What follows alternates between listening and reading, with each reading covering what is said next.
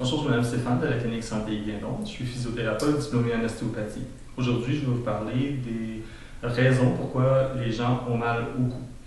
Donc, plusieurs raisons peuvent causer un mal de cou. Premièrement, c'est la position assise. Si vous circulez en voiture pendant de longues périodes ou si vous avez un travail assis à un bureau, cela peut vous causer un mal de cou.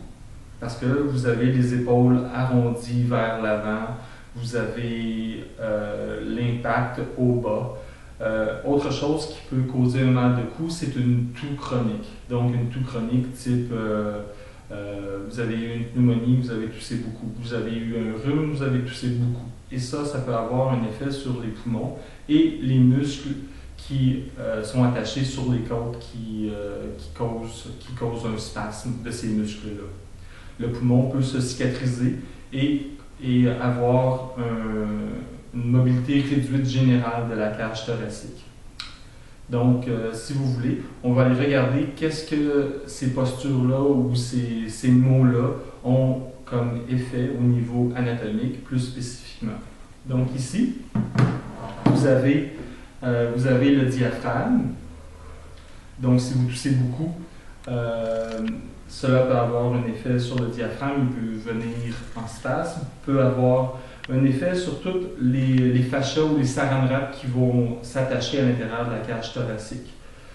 Ces saran wraps-là vont s'attacher à partir du cœur, donc entre le diaphragme et le cœur, entre le cœur et le sternum.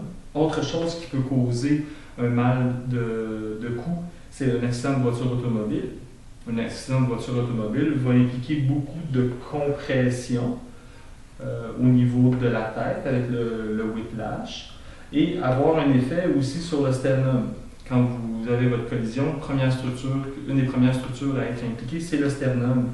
Quand la ceinture de sécurité va entrer en contact, un contact important avec le sternum. Donc, tout cet effet-là, qu'est-ce que ça. L'effet ici du fascia ou du saran wrap, c'est un tassement. C'est une force compressive entre la tête et toute la cage thoracique. Et c'est ce qui explique pourquoi on retrouve souvent des cas d'arthrose dans la colonne cervicale inférieure. Et ici, vous avez le fascia qui vient s'attacher sur la 7e vertèbre cervicale, qui est la grosse vertèbre dans votre cou, en général, c'est la plupart des gens, et aussi la 4e dorsale. Ici, si on regarde sur cette photo-ci, on a la première côte, la deuxième côte. Quand vous toussez beaucoup, par exemple, ici, vous pouvez avoir un effet sur le tronc brachiocéphalique, ou l'artère, par exemple, qui s'en va dans le bras. Donc, c'est ce qui peut expliquer, entre autres, certains engourdissements dans les bras. Et reliant les deux premières côtes à la colonne cervicale, on a les scalènes, des muscles qui vont s'attacher dans le cou. Et un ostéopathe français a mis en perspective les problèmes de poumons chroniques, les gens qui ont des toux, qui ont des rhumes, qui toussent beaucoup, qui ont de l'asthme. Et il a fait une certaine corrélation entre l'arthrose ou les problèmes de cou et les gens qui ont eu des problèmes pulmonaires au cours de leur vie. Donc le lien entre les deux, c'est vraiment ici scalène, les premières côtes et les vertèbres du cou. Ici, vous avez, la photo d'en bas ici, vous avez le poumon.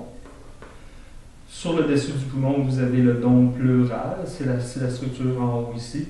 Et puis, sur le dôme pleural, il y a un saran wrap ou un autre fascia qui va s'attacher et se mélanger avec les scalènes. Donc, en résumé, qu'est-ce qui cause les problèmes de cou? C'est souvent des forces compressives qui sont appliquées sur les vertèbres cervicales inférieures.